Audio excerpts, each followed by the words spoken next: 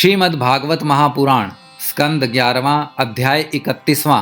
श्री भगवान का स्वधाम गमन। श्री शुकदेव जी कहते हैं, परीक्षित, दारुक के चले जाने पर ब्रह्मा जी, शिव पार्वती, इंद्र आदि लोकपाल, मारीची आदि प्रजापति, बड़े बड़े ऋषि मुनि, पितर, सिद्ध, गंधर्व, विद्याधर, नाग, चारण, यक्ष, राक्षस, किन्नर, अप्सराएं तथा गरुड़ लोक के विभिन्न पक्षी अथवा मैत्रेय आदि ब्राह्मण भगवान श्री कृष्ण के परम धाम प्रस्थान को देखने के लिए बड़ी उत्सुकता से वहां आए।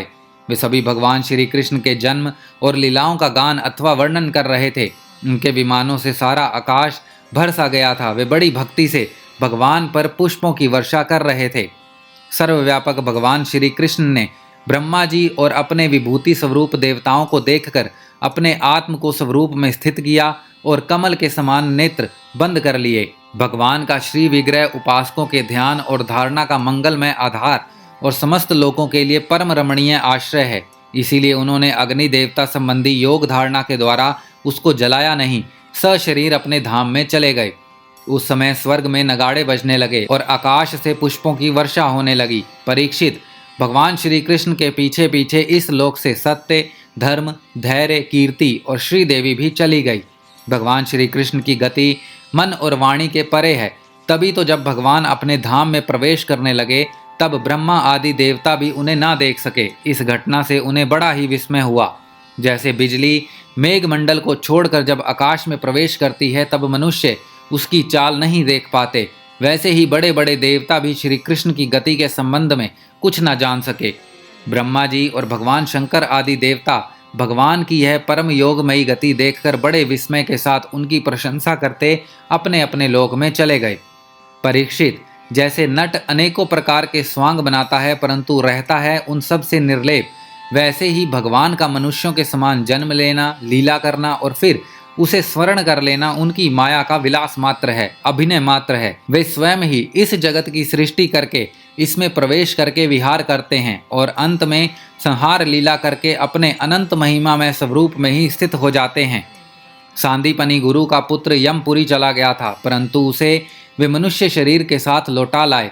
तुम्हारा ही शरीर ब्रह्मास्त्र से जल चुका था परंतु उन्होंने तुम्हें जीवित कर दिया। वास्तव में उनकी शरणागत वत्सलता ऐसी ही है, और तो क्या कहूँ। उन्होंने कालों के काल महाकाल भगवान शंकर को भी युद्ध में जीत लिया और अत्यंत अपराधी अपने शरीर पर ही प्रहार करने वाले व्याध को भी सदैव स्वर्ग भेज दिया। प्रिय परीक्षित, ऐसी स्थिति में क्या वे अपने शरीर को सदा के लिए यहाँ नहीं रख सकते थे? अवश्य ही रख सकते थे। यद्यपि भगवान श्री कृष्ण संपूर्ण जगत की स्थिति, उत्पत्ति और संहार के निरपेक्ष कारण हैं और संपूर्ण शक्तियों के धारण करने वाले हैं, तथापि उन्होंने अपने शरीर को इस संसार से बचा रखने की इच्छा नहीं की। इससे उन्होंने यह दिखाया कि मनुष्य शरीर से मुझे क्या प्रयोजन है। आत्मनिष्ठ पुरुषों के लिए यही आदर्श है कि वे शरीर रखने की चेष्टा ना करें। जो पुरुष प्रातः काल उठकर भगवान श्री कृष्ण के परम धाम गमन की इस कथा का एकाग्रता और भक्ति के साथ कीर्तन करेगा, उसे भगवान का वही सर्वश्रेष्ठ परम पद प्राप्त होगा। इधर दारुक भगवान श्री कृष्ण के वीर्य से व्याकुल होकर द्वारका आया और वासुदेव जी के साथ तथा उग्रसेन के चरणों पर गिर गिर कर उन्हें आंसुओं से भिगोने लगा। परीक्षित, उसने अपने को संभाल कर यदुवंशियों के विनाश का पूरा पूरा विवरण कह सुनाया। उसे सुनकर लोग बहुत ही दुखी हुए और मारे शोक के मूर्छित हो गए। भगवान श्री कृष्ण के वियोग से विहल होकर वे लोग सिर पीटते हुए वहां तुरंत पहुंचे जहां उनके भाई बंधु निष्प्राण होकर पड़े हुए थे। देवकी, रोहिणी, वासुदेव जी अपने प्यारे पुत्र श्री कृष्ण और बलराम को ना देखकर शोक की पीड़ा से बेहोश हो गए। उन्होंने भगवत विरह से व्याकुल होकर वहीं अपने प्राण छोड़ दिए। स्त्रियों ने अपने अपने पतियों के शव पहचान कर उन्हें हृदय से लगा लिया और उनके साथ चिता पर बैठकर भस्म हो गई। बलराम जी की पत्नियां उनके शरीर को, वासुदेव जी की पत्नियां उनके शव को और भगवान की पुत्र वधुएं अपने पतियों की लाशों को लेकर अग्नि में प्रवेश कर गई। भगवान श्री कृष्ण की रुक्मणी आदि पटरानियां उनके ध्यान में मग्न होकर अग्नि में प्रविष्ट हो गई। परीक्षित, अर्जुन अपने प्रियतम और सखा भगवान श्री कृष्ण के विरह से पहले तो अत्यंत व्याकुल हो गए, फिर उन्होंने उन्हीं के गीतोक्त सदुपदेशों का स्मरण करके अपने मन को संभाला। यदुवंश के मृत व्यक्तियों ने जिन्हें कोई पिंडदान न देने वाला था उनका श्राद्ध अर्जुन ने क्रमशः विधि पूर्वक करवाया। महाराज, भगवान के न रहने पर समुद्र ने एकमात्र भगवान श्री कृष्ण का निवास स्थान छोड़कर एक ही क्षण में सारी द्वारका डुबो दी। भगवान श्री कृष्ण वहाँ अब भी सदा सर्वदा निवास करते हैं। वह स्थान स्मरण मात्र से ही सारे पाप तापों का नाश करने वाला और सर्व मंगलों को भी मंगल बनाने वाला है।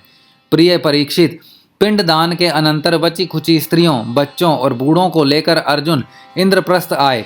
वहां सबको यथा योग्य बसाकर अनिरुद्ध के पुत्र ब्रज का राज्याभिषेक कर दिया।